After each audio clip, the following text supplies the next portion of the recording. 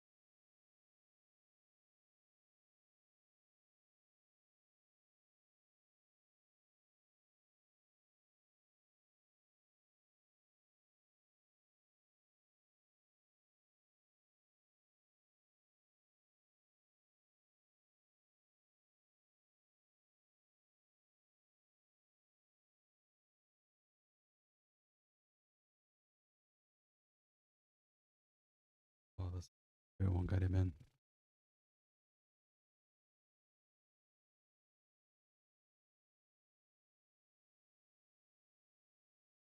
Dear Lord, for gathering us together. I thank you for allowing us to be in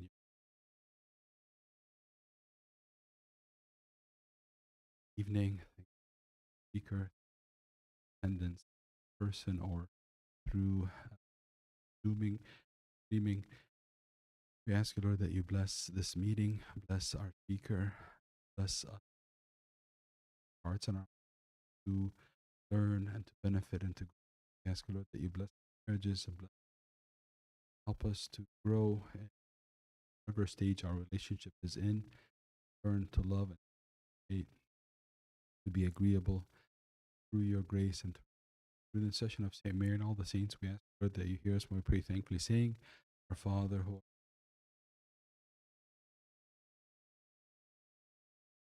give us this day our daily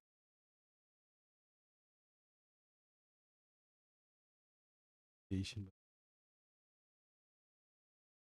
power and glory.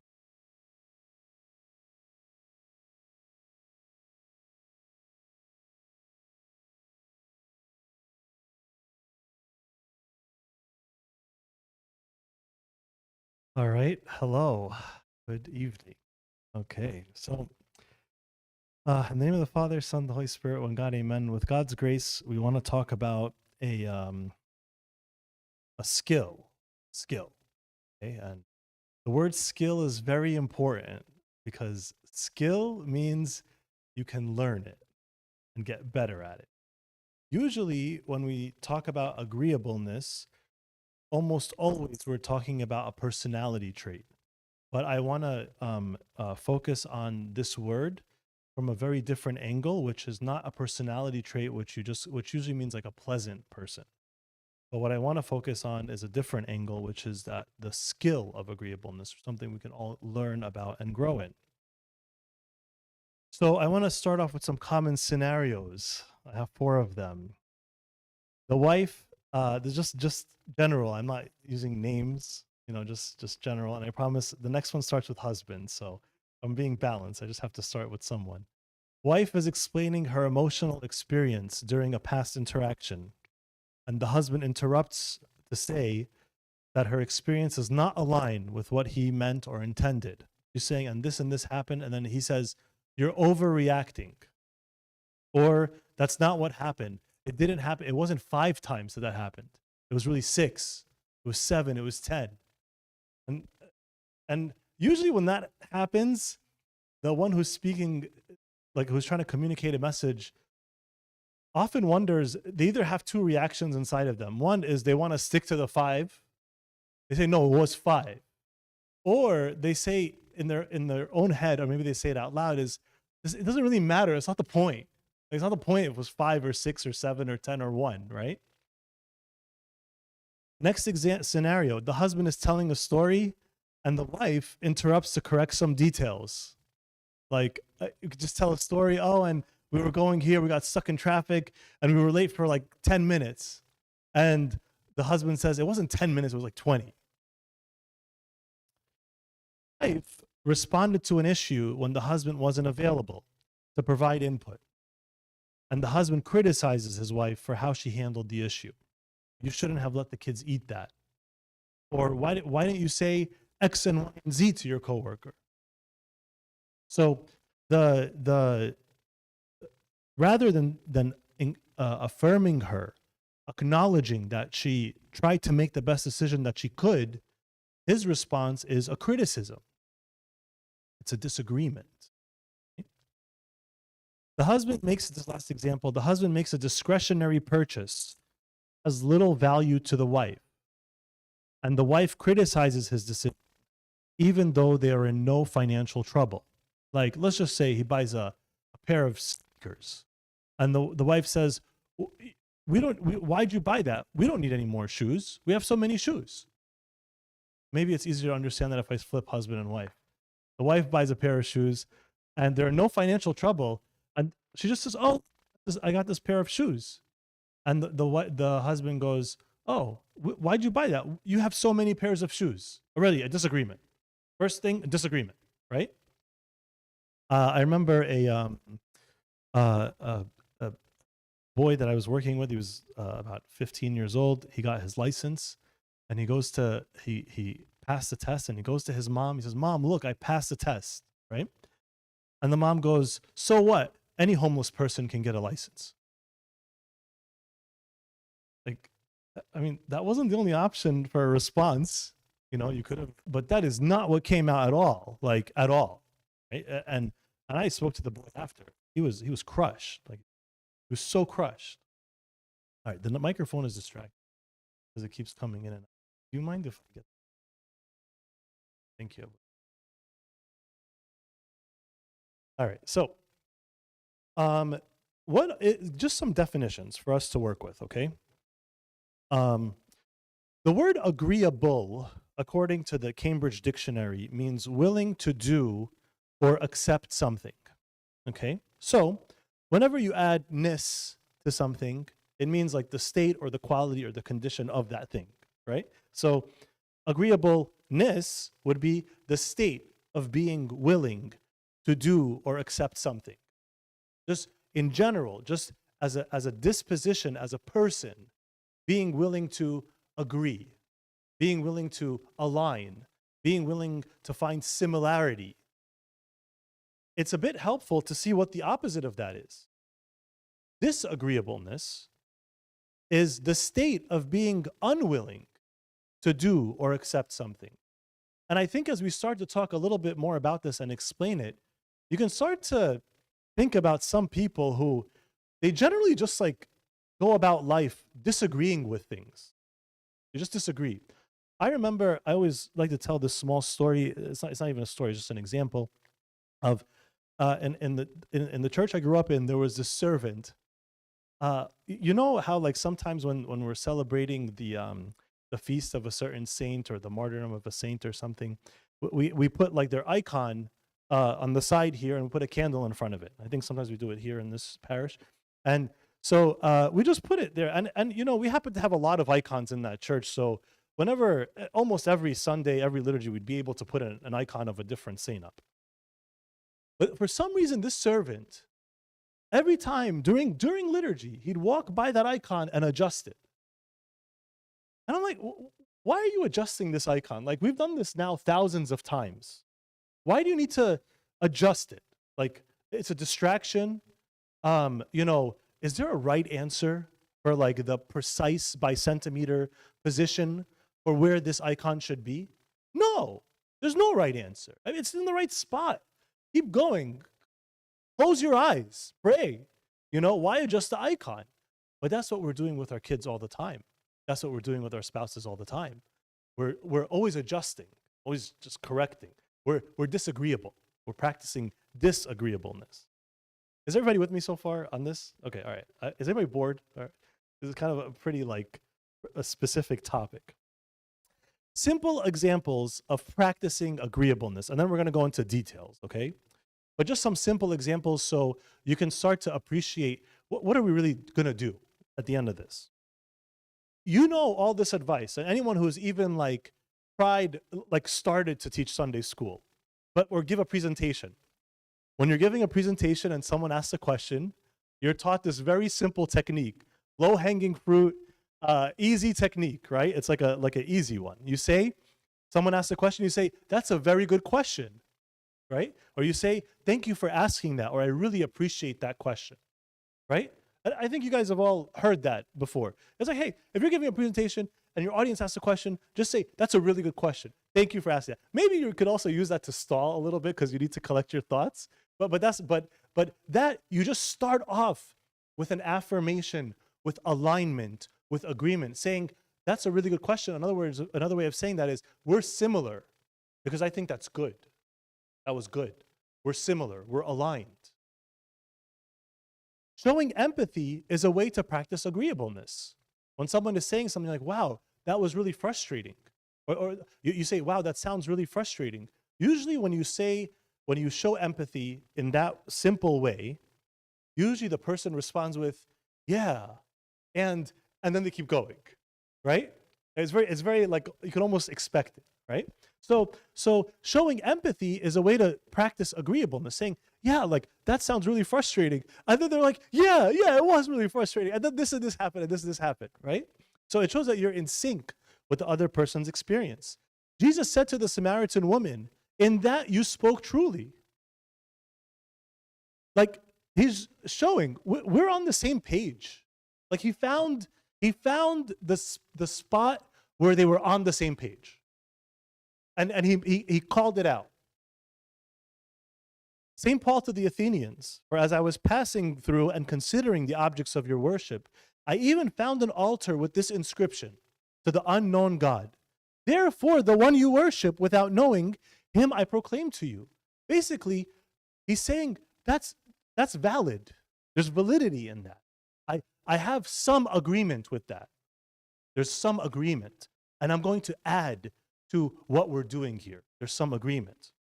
In the book of Revelation, to the seven churches, Jesus, for most of them, he said, I know your works, and he said something good. Like I affirm you. And then for most of them, he said something they need to change. And then a lot of them at the end, he said, but you're still really good in X and Y and Z. Okay. You guys with me so far on these examples, like how they work? And so these are the simple ones. There's going to be some more intermediate ways to practice it. So what are some reasons why we are unconsciously disagreeable? Like why are we, like, what's going on in the moment that we feel this like urge to disagree, right? I have 10 reasons, okay? The first one, and sorry if the text is small, but we'll just read it anyway. You see that the detail that is being disagreed upon as being significant. So I just want to acknowledge this point, but we're not going to spend a lot of time on it, okay? But it's a very important one because maybe you need to disagree. Like you need to call it out. You need to be very clear. It's important. Your disagreement will make a difference, and it's safe to disagree, or it's about safety, a safety issue. So this is an important point, but usually this is not the case. Like I just had a couple a few days ago. They're preparing to get married, and they're disagreeing on spending money on certain things for the wedding. Is there a right answer? No.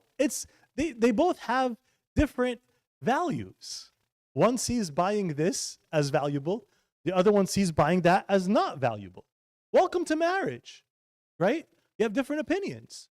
And then we started talking and we said, okay, maybe one way to find like, black and white is to say, well, what's the budget for the wedding?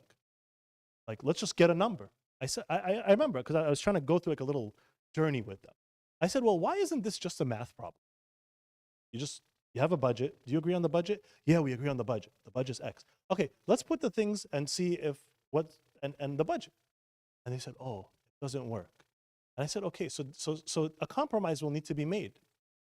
And I said, maybe there's one other compromise. What if you get more money?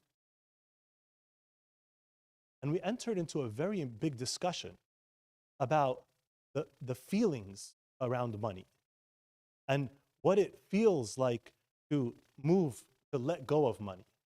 And the money and what it was like for one of the partners in their family of origin money and the other partner, their family of origin with. And so we found out that actually one of them, there was a lot of rigidity and tenseness around money moving around. It was always very highly calculated, very rigid, very specific, tracking everything, very meticulous. The other one, same socioeconomic situation, but in their family, it was very like God provides, free-flowing. Both families, both parents, sets of parents, the houses are paid off. They're both financially responsible. There's no actual money issue. But for one, they're coming from this perspective of like can't. The other one is coming from this other perspective. So the point I'm trying to make is that what it seemed like was a very black and white issue was not at all. And to come in with such strong agreements or disagreements is not the right way to handle that. Any questions about that? Does that make sense? The example's a bit. It's hard to tell a story without when I can't give all the details. So, all right. The second reason why we are unconsciously disagreeable is perfectionism or anxiety is rearing its head. We're anxious. We want everything to be perfect. If my spouse is telling a story, I want the story to be perfect. Don't make a mistake, right? Just don't make a mistake. Or if, the kids are something and blah, blah, blah, blah, we don't want to make mistakes. Like we have to be perfect. Or maybe perfectionism usually comes from anxiety. But it's not the only way anxiety is. Maybe it's not about perfectionism. Maybe you're just actually scared and afraid. And so you might find, because you're just scared and afraid, that you're disagreeing.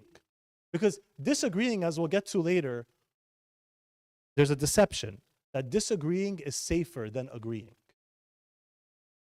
It feels safer. Because when you agree, you expose yourself. And I'll explain that a little later. But another reason why we're unconsciously disagreeable is because perfectionism or anxiety are rearing their heads. Okay?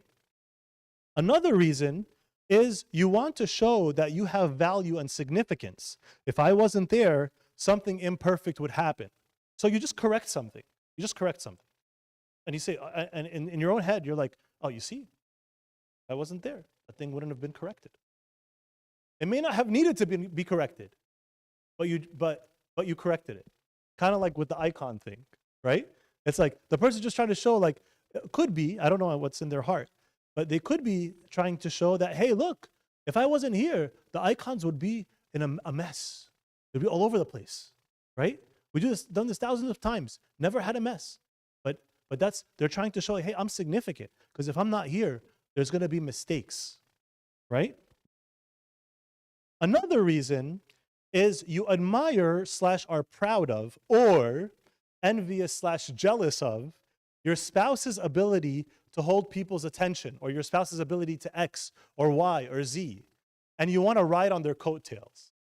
Like maybe, you just kind of want to show a disagreement just to start getting involved. You want to get involved because your spouse is doing something cool. And maybe there's not a malicious intention, but maybe you're just like, wow, my spouse is so good at this, I'm going to get involved. Maybe, your spouse is doing some service and you want to be like, oh, wow, they're so good. I need to have an opinion too, like, wow. And if your opinion wasn't asked for, usually opinions feel clearer if it's a disagreeing opinion, not an agreeing opinion. Like you say, hey, I want to say my opinion. I agree. Nobody ever does that, right? They will say, hey, I just want to say I agree. No, usually people want to raise their hand and say, I want to say my opinion. I disagree with X and Y and Z and da. I matter. I exist, right? So, and that's where the title of the talk came in, which is I disagree, therefore I am, which is not healthy, right? Like you're asserting your existence, your value, your significance by disagreeing. And not just in big things, also in a one-on-one conversation, right, with this spouse. Let me just say one more. There's also I may have mentioned this a while back.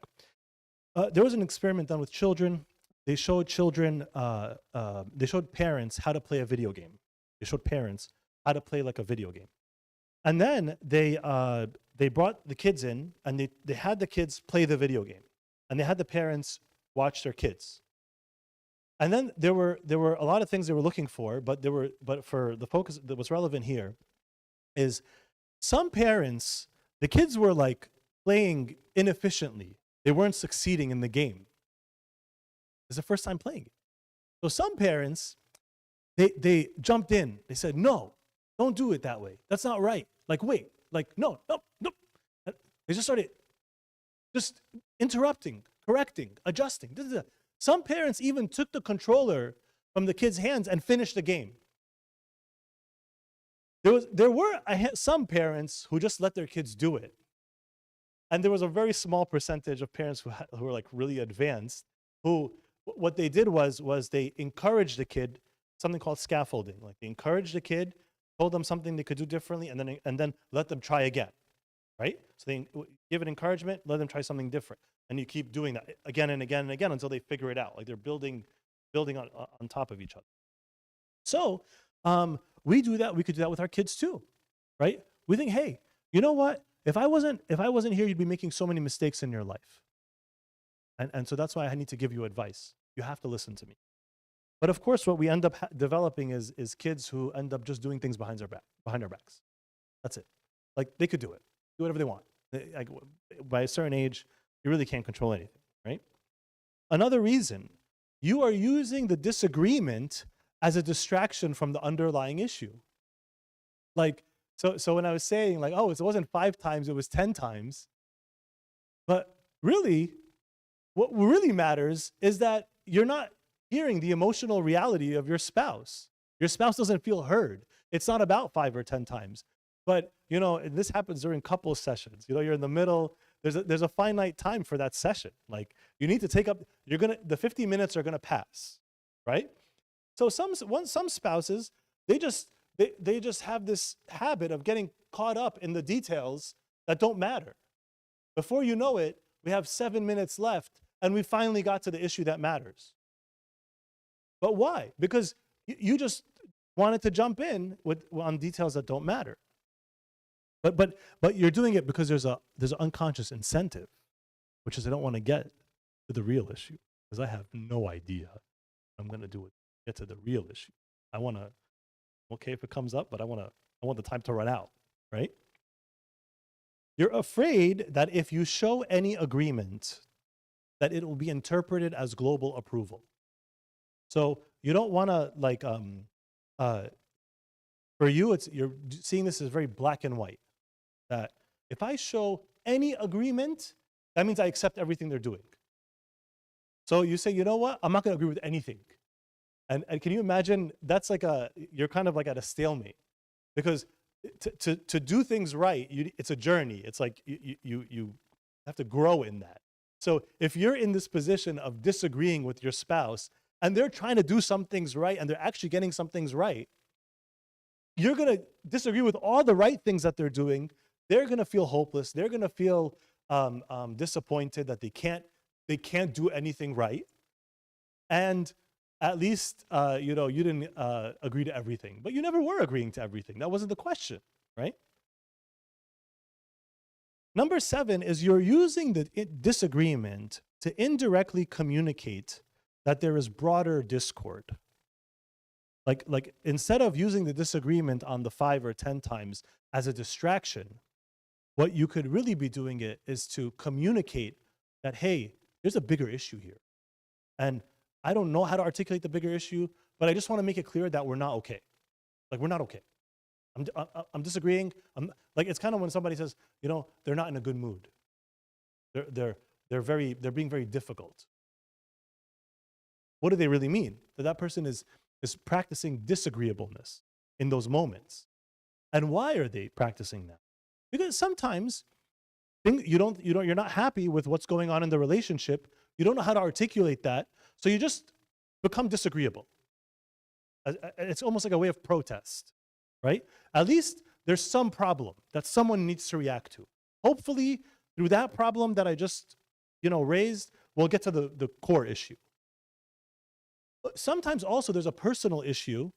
For example, just an example we could understand is maybe you're just not happy. You're just not okay. You're not doing okay. And that could be for a long period of time, for a medium period of time, or a short period of time. Like, let's just say, you had like a big loss or a big failure. Or maybe you're just fatigued and exhausted, and you've been feeling that way for a very long time. Or maybe you feel like there's an imbalance. Maybe you're very frustrated with the fact that your spouse is doing okay, but you're not. And that's common, because we often find people who are like couples where one is more advanced in self-care. So like some people, they know how to care for themselves. Some people don't know how to care for themselves. You put those two in a marriage, you're going to find one that's same. They're both facing the same circumstances. One is doing okay, the other one is not doing okay, and then they're becoming resentful. It's like, wait, why are you happy? You're not supposed to be happy. Look at me. And then so you become disagreeable and you practice disagreeableness because you want to say, hey, there's a bigger issue here, but you don't know what it is. All right. These are very abstract and also kind of like complex points. But if I don't explain something well, just let me know. Number 8 is that you want to avoid agreeableness in the relationship, which leaves the door open to further vulnerability. Let me just explain that. If you are in agreement, the door remains open for further vulnerability. Because When can you have those sensitive, deep discussions? When you're in a good place, like those healthy ones, right? So sometimes we're like, wait, I don't want to be in a like exposed to this potential vulnerability where my spouse and I are going to talk about how I'm feeling. I'd rather just like I don't want to be in that space. Let's just be shallow, be disagreeable, and the night will come and we'll go to sleep, wake up and go to work the next day, right? Because because sometimes I'll just to help appreciate this point a little bit more. Sometimes when you're like on a vacation, the routine is broken, which is a great time to change habits and stuff. You're and you're relaxed.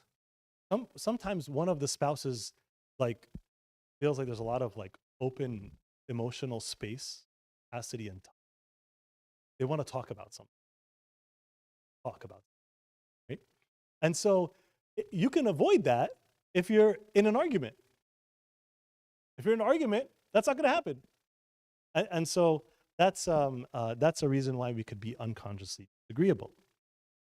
It could be, which is very common these days, because these days you have to have something to say about anything. You just have to have something to say, like whatever. Just you have to have something to say. Like I was just talking to someone yesterday, and he was telling me I get so angry a lot of times. And I'm like, and then I was like, what's causing your anger? He's like, my wife. Da, da, da, da, da, da, da." I'm like, what percent of the anger that you're experiencing in your life comes from your wife? He's like 30 to 40%. I'm like, how about the other 60 to 70%? And he said, like it's like all these comments and stuff online. What do you mean? Yeah, like people, they want to write about this and they want to write about that, and I feel like it drives me crazy. Like I have to contribute to this discourse, and he gets involved, right? So, of course, one of the easiest things he could do is just don't get involved, ignore it. And literally, when he's saying, I'm put a comment, and there's thousands of other people commenting. Like the you're probably not going to make that much of a difference unless you really come up with something profound, and the algorithm makes what you put visible, right? Like, but probably nothing.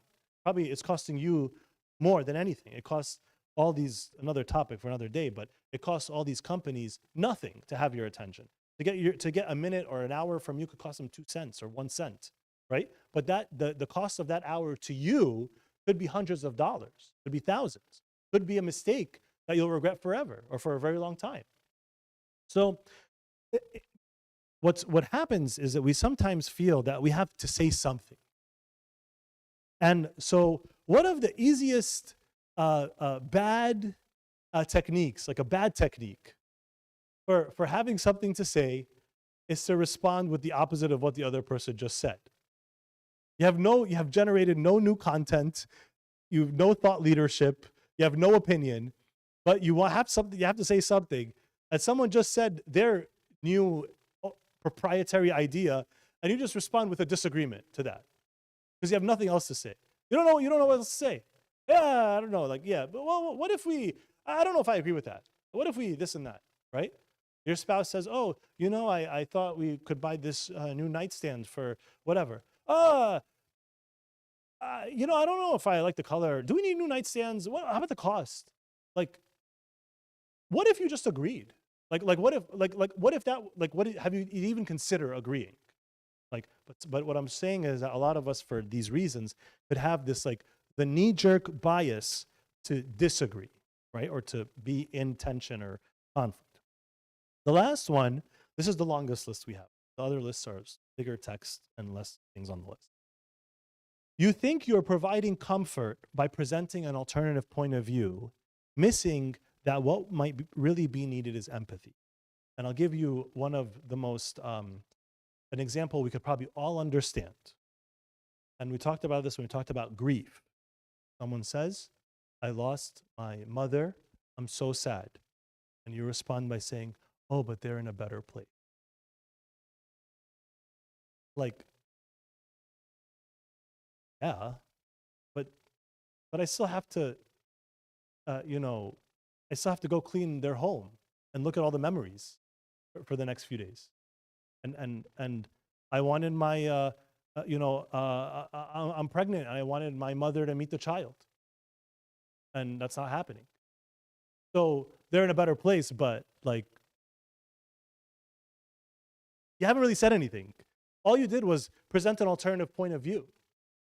Or someone says, and they said to me this and this and this and this and that. And you say, yeah, but they were probably having a difficult day.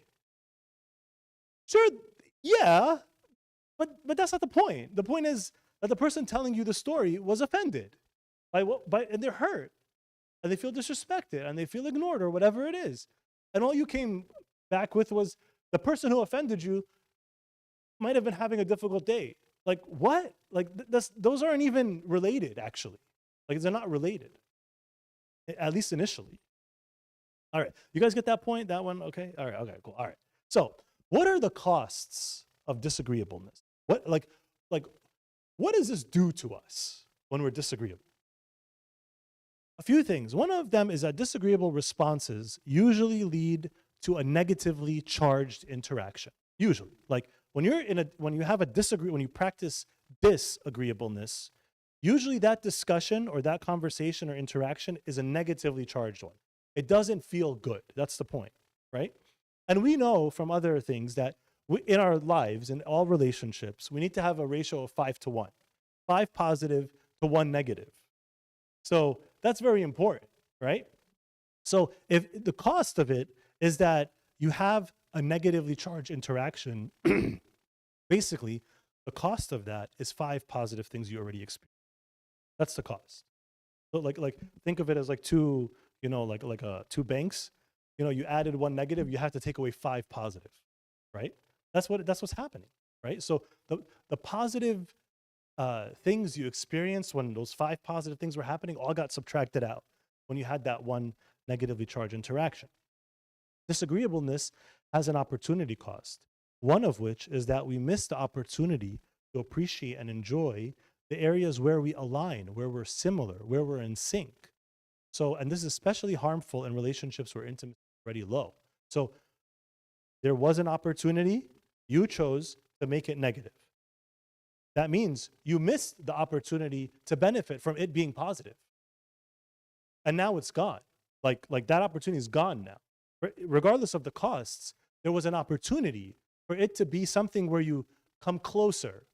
And I'll give you this. When does this happen? A lot of times when one spouse raises a complaint or something, you have the opportunity to have that bring you closer as a couple.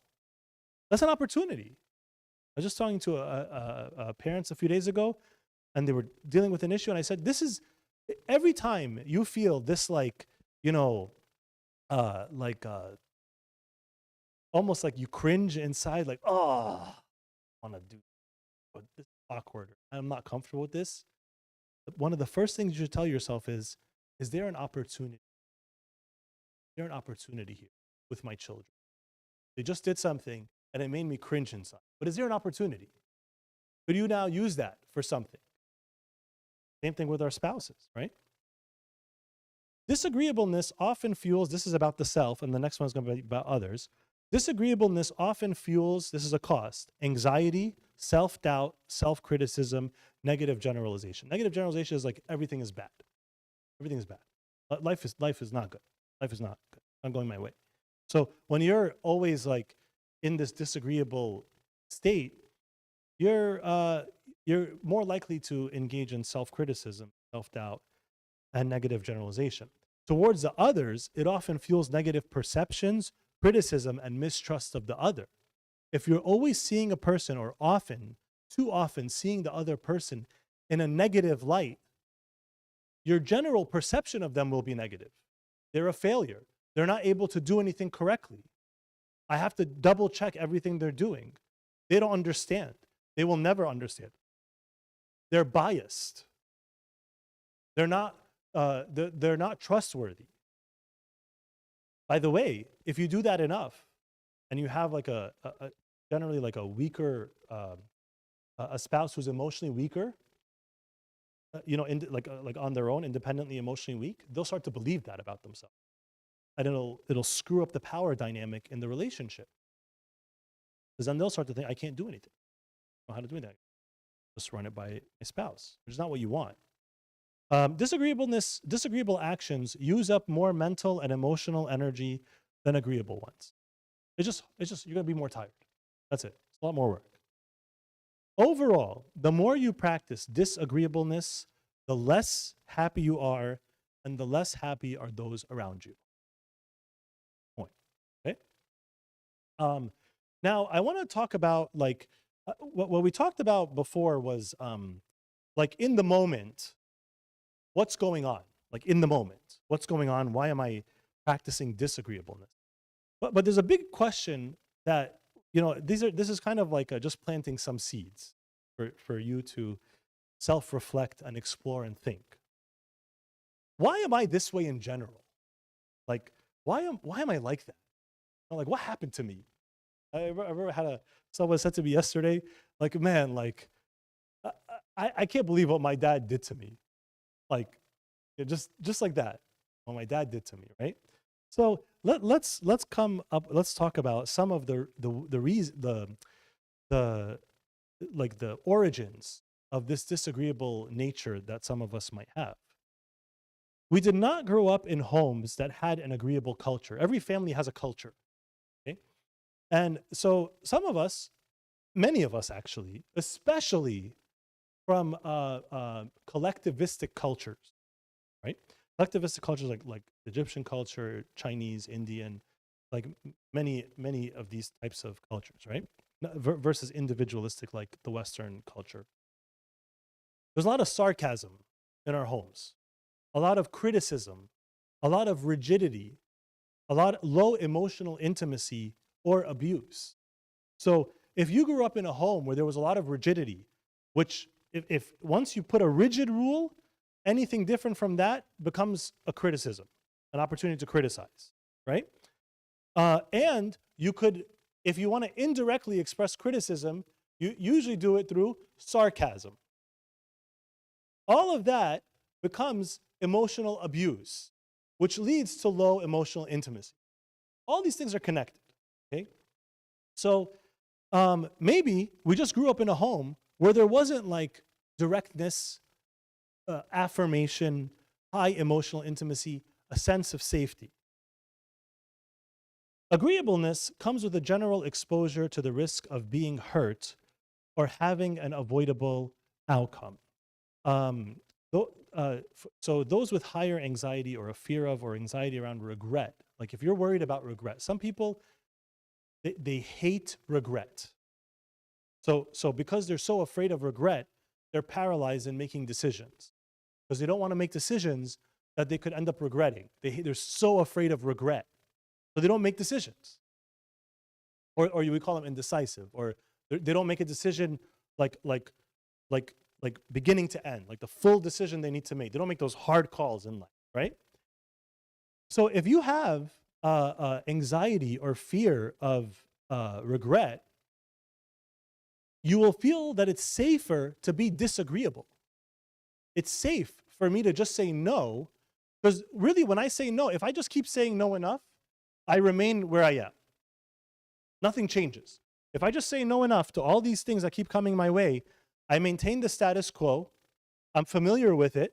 There's nothing to regret because there's nothing to anticipate. It's the status quo. I know what it is. And so, but they discount the costs of disagreeableness that we just discussed earlier. They discount those costs altogether. We also talked about another part of this, which is that when you're feeling safe and comfortable and time and capacity and space, you know, more vulnerable conversations can come up. But if you're afraid of emotional vulnerability, then you won't feel safe. So you might because agreeableness opens you up to that type of discussion. This one is very important because this one is connected to pride and arrogance, and it's a bad deception. We accepted the deception that disagreeableness / pessimism is an admirable quality, a quality of strength and power, and or that it gives you an edge over those who are agreeable and optimistic. And amongst like just casually amongst people who trade in the stock market, bears are people who think the market's gonna go down or a stock is gonna go down. Bulls are people who think it's gonna go up. So there's a lot of people have a lot of negative things to say. And so there's a common phrase where people say bears sound smart, but bulls make money. And because we think like, oh, I'm so glad this expert was here to show us the disagreement, what wasn't right. And it's all connected to what we were saying earlier, right? But we thought that disagreeing or pessimism, being negative, is an admirable quality, is a quality of strength and power, or that because you can disagree, you are better than the person who agrees, or you're smarter than, or you've caught something that they didn't catch. You have more perception, more intuition. But you could just be wrong. Just be wrong, right? We don't know. The last thing is these are the deeper issues. This is like the deeper. Okay? We don't know how to directly communicate about an underlying or deeper issue in the self or in the relationship, and we act out by practicing disagreement. When we say when kids act out, they're like they start screaming and jumping up and down and doing things they know they shouldn't do, or you believe they know they shouldn't do. Adults do this by when there's something bothering them and they don't know how to communicate it. What they do is they practice disagreeableness. This is adults acting out. Okay. All right. So there's only 2 more slides left. What you need to practice agreeableness from within, and then some examples how to actually do it. Okay, they're not that complex. Okay, they're very straightforward. Okay? But practicing agreeableness starts from within. It primarily begins inside of you, and it requires a particular mindset shift. Shift in your mindset. That's very important. Remember, you practice agreeableness, you and those around you will be happier. What are the questions to ask yourself to make it clear that there's a possible alternative mindset that you can shift to? You have a mindset. We all have our mindsets. But the way to shift your mindset is to ask yourself questions. That's what we mean by it begins inside of you. What are some of those questions? Under what conditions, circumstances, or contexts could this person be right? It's very, very, very beautiful. There's empathy in here too, right? Because if you need to consider their circumstances, but that's empathy. So, by the way, you may have heard me say this before, but no spouse wakes up in the morning and says, "How am I going to destroy my spouse's life today?" Nobody does that. Unless you're in a little temporary moment of revenge or aggression or something, but that's usually never happens. Even if you destroy your spouse's life today, you didn't wake up intending to do that. So something happened in between when you woke up and when you destroyed your spouse's life, which was not your intention. What was it that? That's the context. Inside of the other person, there's a reason why they did this. There's something going on. For them, for much of the way, there was something right.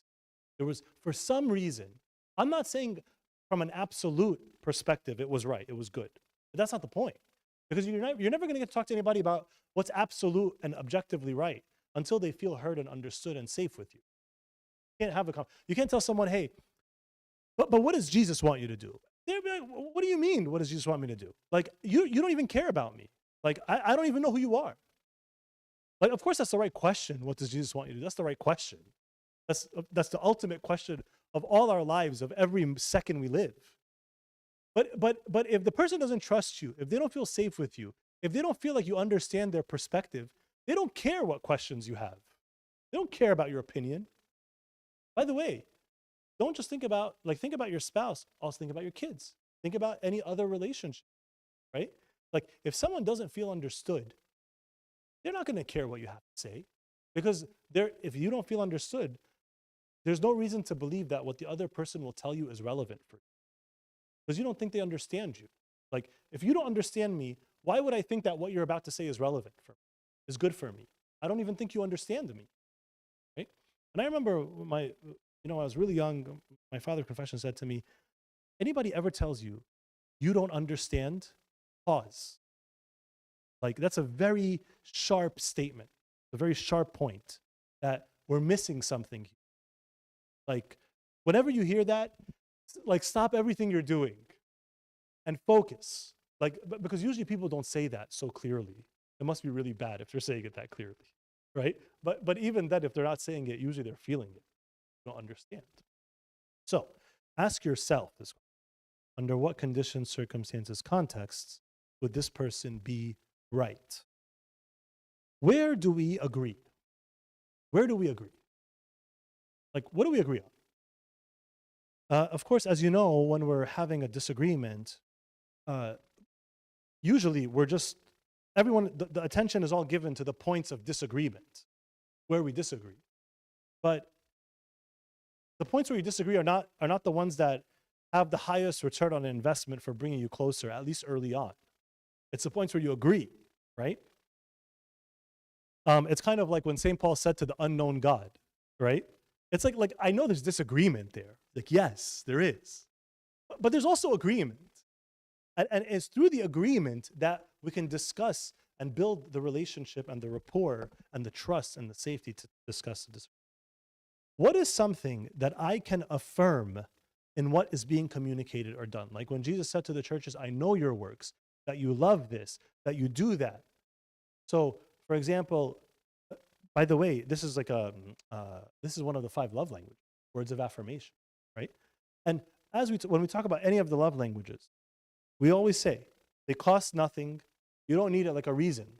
You could just say, thank you so much for taking care of the kids today. Thank you so much for that. I really appreciate this. You always do such a great job with that. You don't need a reason. I love you. Do you need a reason to say that? Like a reason? Like something has to happen? Something has to happen for me to say I love you to someone else? Nothing has to happen. I can just say it. It doesn't cost me anything, right? So what is something that I can affirm in what's being communicated or done?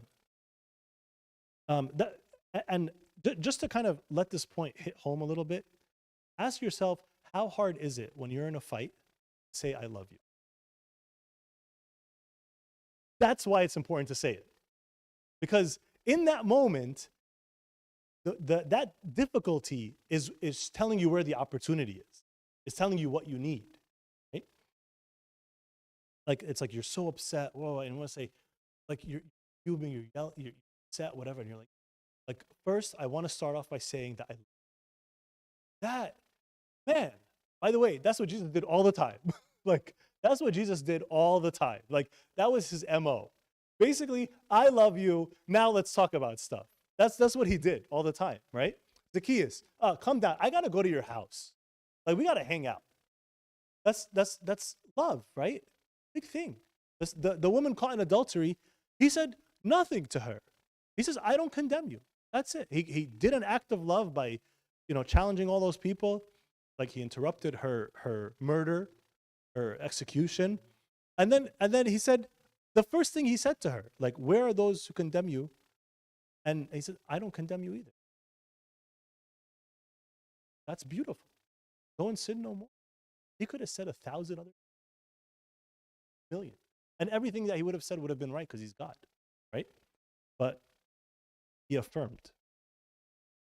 Will my disagreement, again, questions to ask yourself. By the way, you might say, oh, this is so annoying. How come I'm in the middle of a disagreement with someone and you're telling me I got to ask myself these questions? I already know I disagree. Well, actually, because maybe you don't actually disagree. You just don't even know what you're talking about. Or you're missing the issue, the real issue. Or maybe you disagree, but you're not going to be effective in doing anything. Like, you could disagree, you could be right, but achieve nothing. And that's a problem. Will my disagreement, however accurate, add value or move the needle? Right? Move the needle, usually we talk about, like, if you have $1,000 and someone takes away like 1 cent, that doesn't move the needle, right? It doesn't make a difference. That's by communicating a disagreement, it always creates a negative charge almost always, but it might not move the needle in the issue at all. So we have to consider that. Is there something deeper or more general that I am bitter about? Very difficult question, because sometimes we're just bitter about the fact that we have to deal with our own bitterness. We're just bitter, angry, we're upset, sad, we're frustrated. And so if that's you, like that's me, that's so unfair. Like it's so unfair. Like that's a me problem. It's not an us problem. Is perfectionism or anxiety affecting my ability to practice agreeableness? Because the perfectionist can only see problems. Isn't that so interesting? The person who's so fixated on being right and perfect is only able to see what is wrong and imperfect. Basically, by pursuing perfection in such a anxious way, all you do is live in imperfection and frustration. Like, in short, like chill out, like chill out, relax. All have to relax. And I say that to myself because sometimes the person that I'm being so perfectionistic with is myself. Like I don't want to give examples, but there's so many times when everything could be going right, and I find the one thing wrong that I, or the one thing that it wasn't even wrong. No one noticed it. No one said anything, but I just wish I would have done it differently. And I can't stop thinking about that one thing, but everything else was fine. Okay? So ask yourself these questions and then act or respond accordingly. And that's what the next and last slide is about. Okay? Any questions so far on this? Yes.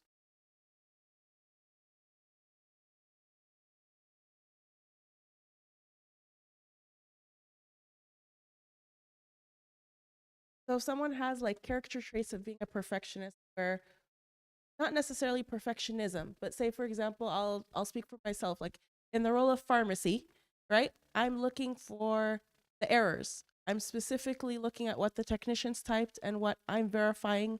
And I'm specifically like my mindset, my eyes are trying to find or catch the mistakes so that the patient doesn't suffer the consequence. So like 8 hours a day, I'm looking, is it the right patient? Is it the right medication? Is it the right strength? Is it the right drug? Like all these things. So like mindset wise, my mind is try to find the mistake, try to find the error, like make sure it doesn't happen, for example. So like if that applies in life, like how do we work around that? Yeah. No. So we remember earlier on, there were those 10 reasons, and the first one I said, like, one of the reasons why we practice disagreeable, is because the thing we disagree on is actually, we believe it's actually significant. Right? And I said we weren't going to talk about that point a lot because it's actually like the easiest, least complex. Sometimes it's your job to find issues and errors. Like there are contexts in which the value you add is in finding errors. Like I remember I was giving a presentation to a group of internal auditors, and I said, there is a problem. You just need to find it. There is a problem. Like basically that's your going in assumption. You're an auditor. Like your job is to find problems. So you're not even asking, is there a problem? There is a problem. You just haven't found it yet. Right? And there are contexts in which we need to do that. Right? There are definitely a lot of contexts. I mean, and that's where maybe I was thinking about this earlier, like when should I disagree then? Right? When should I disagree? And really there's like three simple criteria. When it's safe, when it will make a difference, when it's safe or about safety, when it will make a difference, and I forgot the third one. I'll come back to me. But those are the two main ones. When it's about safety or safe, and when it will make a difference.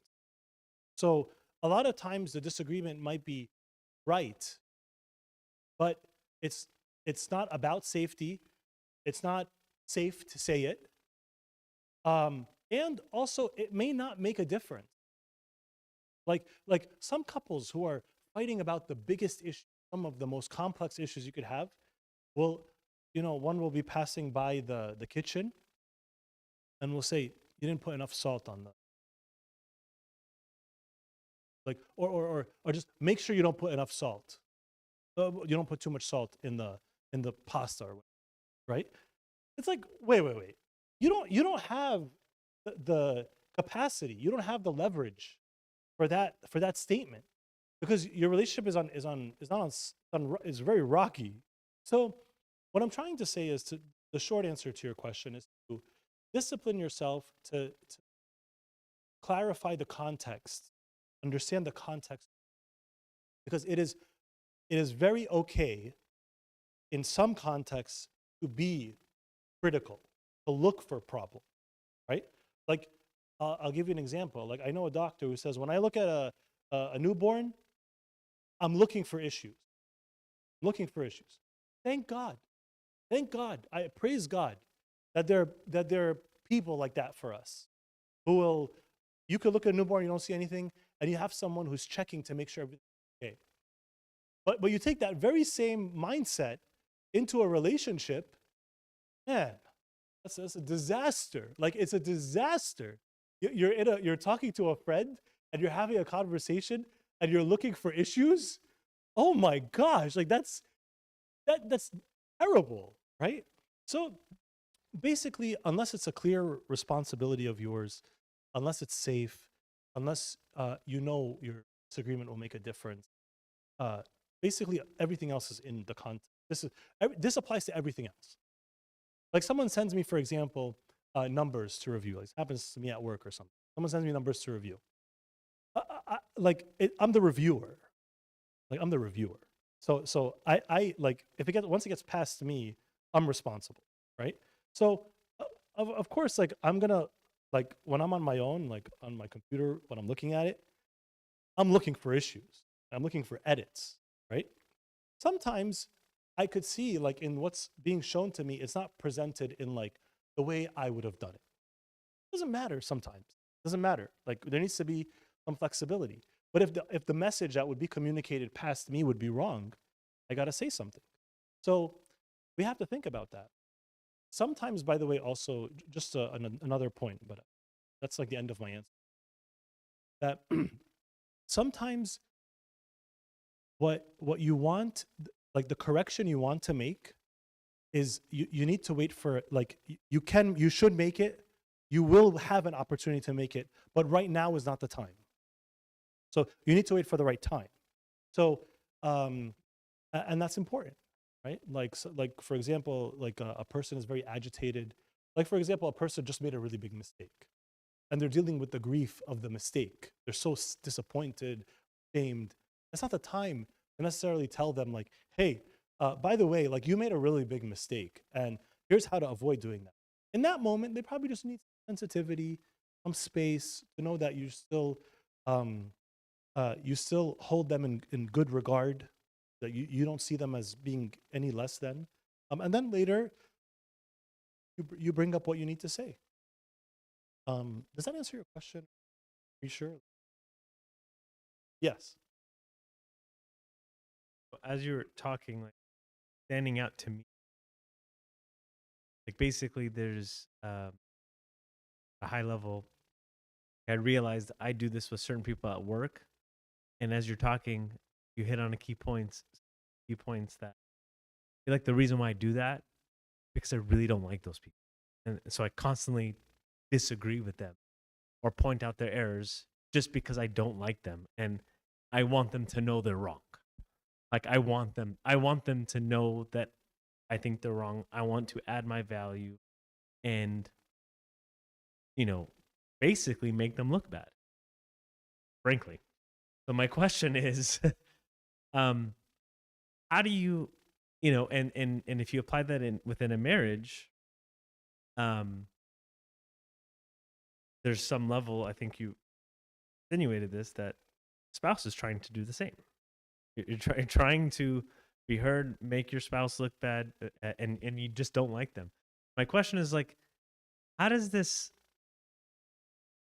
that shift from, like, when you're in the dating honeymoon phase, where, like, why does that not come up earlier? Why all of a sudden, how did we go from, you know, dating, courting, we love each other, we'll get through the wedding stuff, we'll figure it out, to like just plain don't like you now. And I just want to make you look bad. What happened? Um, first of all, I really appreciate that you're able to share that. It's a very self-aware point.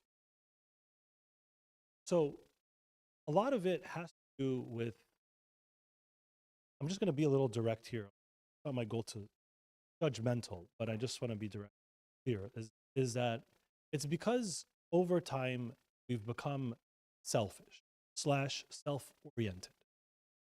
We think, and I'm going to say this and people might not like it, but that we think we're entitled to not like people.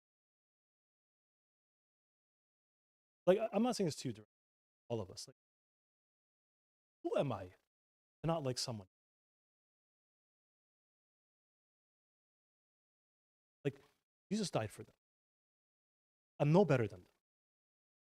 They might have had a harder journey to get to where they are than I did. And I'm coming in here and saying I don't like them. I fix myself. And so, and this applies. The phrase of sometimes you don't like your spouse. And that statement actually doesn't sound outlandish, but especially when you're in like a heated argument, or you feel offended or hurt. You're like, I don't like my spouse, or my spouse has these character flaws. And we become very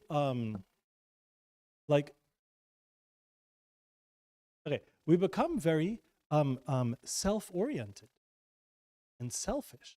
Like selfish meaning we prefer to hold on to this thing that we think we're entitled to, but we're not, over ministering to the other person. Now, can you imagine if your boss just said those things and was thinking about it? Like, that might bring you to tears. Like if that was like true, you might be emotionally broken.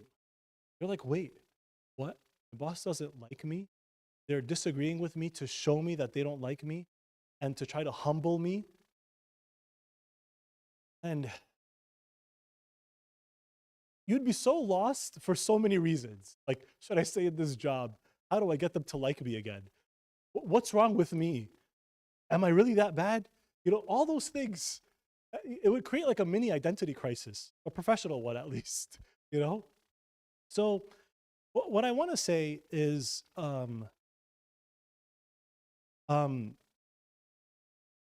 first is become more, this is an example of like, look at the plank in your own. Become aware of your own inadequacy, imperfections. I'm more familiar with that. And number two, love. Love.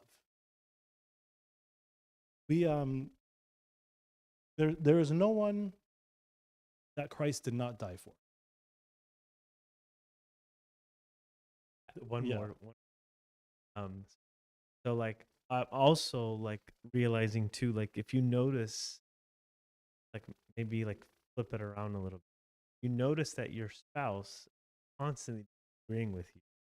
Could it also mean that he or she just simply does not feel heard? So you're constantly making decisions or proposals or whatever, and you start to notice, well, everything I say or do or don't do, disagree with. Could it just be that that person, it's not coming from a sense of pride or selfishness, but it's a place of hurt and just not being heard? Yeah. And just before I respond to that, can I just say one more thing about the prior question? Which is sometimes when we don't know how to create the behavior we want in someone, a bad approach is to inflict pain, like to create pain. We're like, oh, if I create pain, then hopefully it'll shock them into whatever it is, right? This thing that I haven't been able to communicate ever to them because they don't get it and I don't know how to communicate it. But somehow if I create pain for them, they'll get it. And so, but that's also, you know, like think for example, you know, imagine imagine a parent doing that to their children, or the parent who's like just upset with their child, they just hit them. Like they missed all the emotional stuff, missed all the life lessons, the connection, and they created pain, hoping that somehow that would lead to some amazing outcome. But pain is not like, you know, abuse is not is not a factor, a function, like a factor of health. A very write that statement. So so yeah, so to your question just now, which is a really good question, is that like could it be they just want to be heard? And the answer is um is that's a great starting point. A great starting point. The more general version of what you said is there something else going on? Like we just keep disagreeing. We're never like syncing up on anything, even simple things that I didn't think we wouldn't be out of sync. Is there something else going on? You know what the best thing to do with that question? There's something going on that you want to discuss. That, man, I think some spouses, they heard that question from their spouse, they'd start crying. Their spouse said, "Hey, are you okay? Is there anything going on that they could have been waiting for that question?" And by the way, if right now you're thinking, I can't wait for my spouse to ask me that question, like fine, that's okay. But also think, my spouse probably can't wait for me to ask. I should ask myself. And because once you build that momentum, the intimacy, it becomes safe very quickly. Like very quickly. Does that answer your question? Any other questions so far? I don't know how to get questions from online, but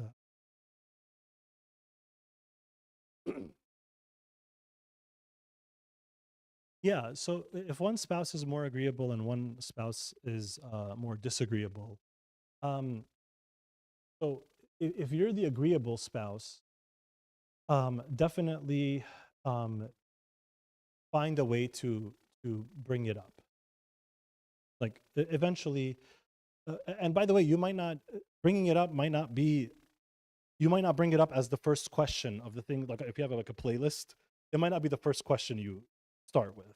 It might be like, "Hey, are you doing okay? Like, how are you stressed? Like, whatever it is. Like, how's life?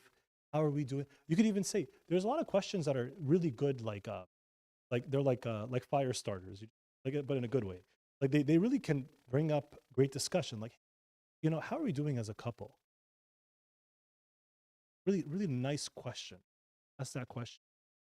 Very open and prepare yourself when you ask those questions because you might hear something you weren't expecting to hear, and you have to be prepared to like, you know, respond in a understanding, empathetic way. Whatever they're saying is right for them in that moment. What they're experiencing is valid, right?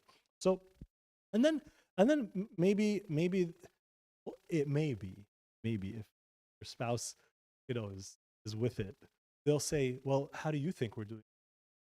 Maybe they'll respond back with the same question, hopefully. But if not, you could, if you listened well to how they answered the question you asked them, you can then say, "Hey, like there was something I want to talk about," or you first agree with them wherever you can, express affirmation that and affirm your love for them, and say there was something I wanted to talk about that I wasn't really sure how to bring up.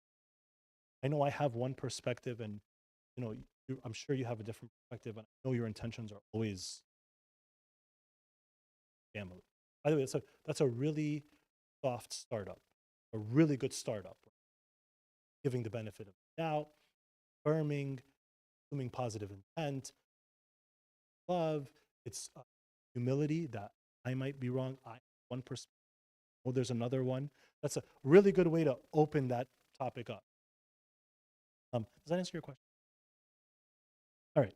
So just the last slide, which is the then act or respond accordingly. 8 ways to practice agreeableness. They're all very straightforward. All right. So number 1 is smile appropriately. Like it doesn't have to be like a smile, because sometimes that's not appropriate. But sometimes it could be like, or you could just say, like, for example, they could say, oh, and I was so, like, someone just says like a mildly positive thing, but you don't want to react too strongly so it takes up all the attention. Oh, and I was so happy to see my spouse come home. Mild smile, right? So smiling is a way to show agreeableness, right? By the way, if you're, I just want to like make a statement. May not be, not everyone will like it. Good. Is that some people are more stoic in their facial expression, often called affect, and or they're actually not actually exactly stoic, but they might be a bit more. They might have a slightly negative affect, right? Like a slightly negative, like set of facial expressions, like their baseline face, slightly negative. What I want to say to those people is learn how to do something different. That's what I want to say. Like, I can't change what smiles do in relationships. I can't change it, you know? And it just does it. Like, what are we gonna do? We're gonna change what smiles do in relationships? Or you're gonna tell your spouse, hey, even when I'm not smiling, feel the feelings that you would feel if I was. No, just learn how to smile a little bit more, you know? Like, that's it. Just gotta learn. We all have to learn. By the way, we all learn body language. If you go to like a Toastmasters, how to present, you learn, if you're learning how to practice listening skills, you learn how to change your body language. So this isn't like crazy. I'm not saying something crazy, right? Another way is to use this phrase, I think I'm better understanding why you. That's already showing we are agreeing. We're syncing up. We're syncing up. And you can add to that another sentence. So I think I can understand why you got so frustrated, okay? Or why you did that. And then you can add with what you may, if you add what you may be better understanding, which is empathy, then you could, then that works. Let me just explain that because I was reading while talking. I think I'm better understanding why you did that. That's number 2. 3 is because you were frustrated and also felt like you didn't have a chance to say what you want to say, right? So that's like, you put those 2 together, that's really good. But number 2 stands alone. If you just say, I think I'm better understanding why you did that, full stop, that is good. That helps. Okay?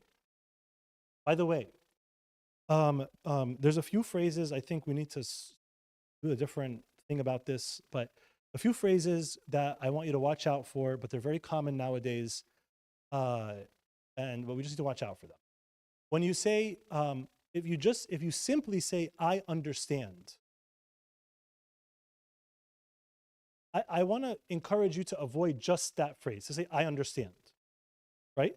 Because usually you don't understand. Like, we have no idea, like, what's going on inside of a person, right? What you could say is, I think I'm understanding better, or I think I understand what you're explaining to me, right?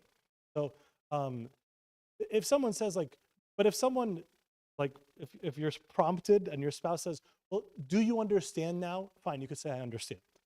Or but you could still probably say, I think I get it now. Or I think I'm understanding it better. Yeah, thank you. Another phrase, which I don't know where, like, I got to find out where it came from, but it's so common now, but it's usually not working or what's intended, is I would appreciate it if you didn't X, Y, and Z. Right? Like, well, I would appreciate it if you don't, blah, blah, blah. Really what we need to say is, can I make a request? My request is X, Y. Right? Like, I would appreciate a shirt, you know, but it's much more vulnerable and safe to say, to make a request. All right. There's only 8, so we're almost done. Give an affirmation or message of gratitude. Like, by the way, what I just practiced when Sean asked this question, that was genuine, but I also was aware that that is consistent with what we've been trying to talk about here, right? And that what I tried, again, it was very genuine. Like, I actually meant what I said. Is that I was specific, right? Like, I was specific about something. Like, I really appreciate your question, or and one of the things I appreciate is that it shows like you have a lot of like self-awareness. That's a very like pretty very targeted, very specific. And of course, when someone hears that, they're like, wow, like I just made this admission and you complimented me. Like, that's amazing. Isn't that great? Jesus does that with us all the time, right? Like in things that where we actually mess up. Like, so another thing, another statement, 2 statements is yes. Like, by the way, that word yes, like just say yes. Yes, I also think that. Like, they say something like, yes, I also think that. And you could just respond back with the piece of what they said that you agree with. You don't have to, I'm not saying to fake agreement. But they say something, say, yeah, I also think that, you know, it would have been better if we, I also think that the way we did it wasn't the best way. Right? That's exactly agreeing with what they said as the best way, but you're saying there could have been a better way. Or I know that we both, like one time I was talking with this couple, arguing about, they're arguing about how frequently to go to church. One wants to go to church, you know, like is okay with going to church once every 2 weeks, as long as at home they read the Bible and pray every day. And because they have like a work schedule thing and they're not available every weekend. The other one is saying, you must go to church every week. And if you can't go on a weekend, you have to find a day in the middle of the week. They're disagreeing, fighting. What's really amazing that I haven't heard that either of you don't want, or that both of you sound very committed to. One of you is saying we have to go to church and serve regularly. The other one is saying we have to read the Bible and pray regularly. You're both disciplined. Isn't it amazing to have a spouse who wants to do what your spouse wants? And you know, it's like why all this huge, humongous fight about all this stuff when, you know, by the way, we all know what we're trying to do with what we're trying to encourage people to do. Just come to church once a month, right? And we got this couple here blow it up, you know, ready to question their whole relationship for nothing. So I know that we both, you know, value going to church. I know that we both care about having a relationship with God. Consider not bringing up where you disagree or allowing for another instance of what you disagree with, right? Sometimes, because especially if we're a bit perfectionistic, as soon as something bad, like we don't agree with, happens, we want to comment on it. Because number one, there's a bit of laziness. We don't want to have a to-do in our head. We don't want to say, oh, that bad thing happened, make sure you address it. Because you're a perfectionist, so you want to address all bad things. And something bad happened, and you don't want to have a to-do later. So you want to bring it up right now. The other thing is, you're finding yourself having such a hard time not talking about this negative thing they don't like. So what I'm telling you to do is maybe allow for a second allow it to happen a second time. Sometimes, you know, we're talking to people and you're like, so how often does this happen? Is it like once a week? Is it once a month? Once every 2 months?